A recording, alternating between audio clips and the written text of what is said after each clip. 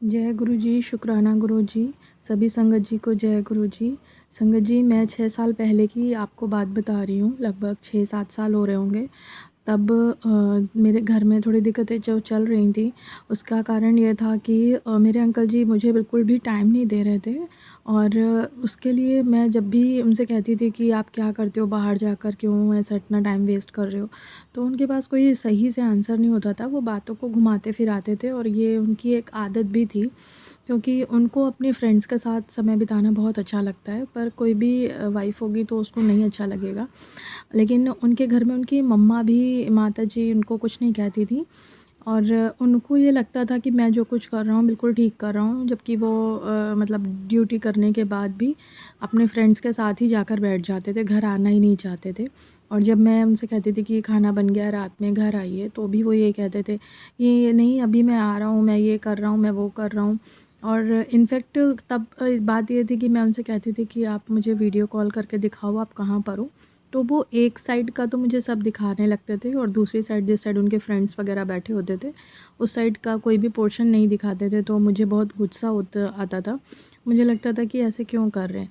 But संगत जी, मैं आपको बताऊँ कि मुझे ऐसा लगता था कि वो मतलब कुछ ऐसी चीज़ें हाइड कर रहे हैं मुझसे, नहीं दिखाना चाह रहे हैं।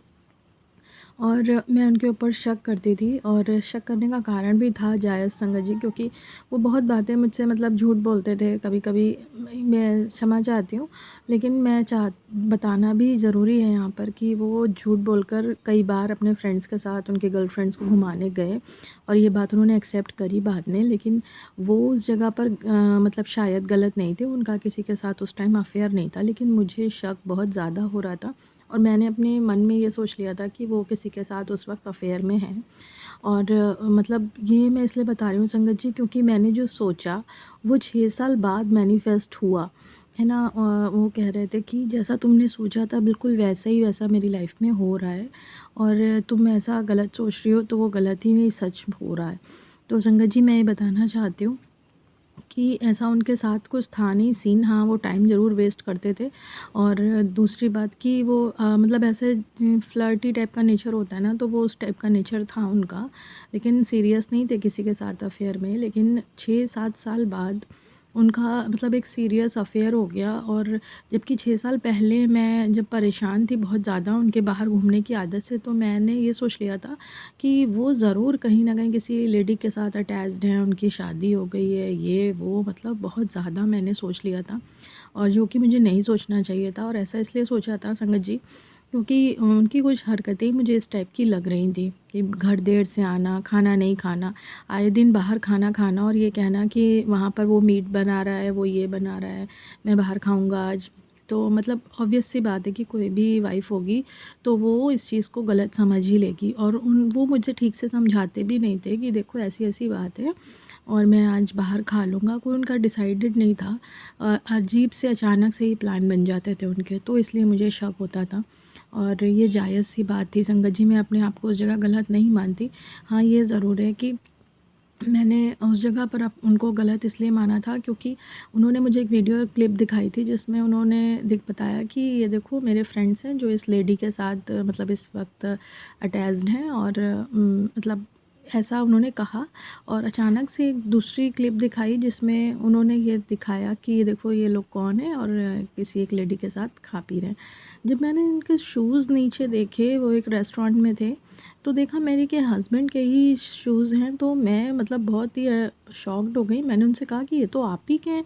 तो मुझे लगा कि वो मुझसे छुपा रहे हैं और मतलब किसी लेडी के साथ ये सब कर रहे हैं, इसलिए मुझसे झूठ बोल रहे हैं। तो संगत जी, अगर कोई भी मेरी जगह होता तो वो इस बात को लेकर ज़रूर गुस्सा होता, अपने हस्बैंड से मतलब लड़ाई झगड़ा करता। तो मैंने भी वही करा।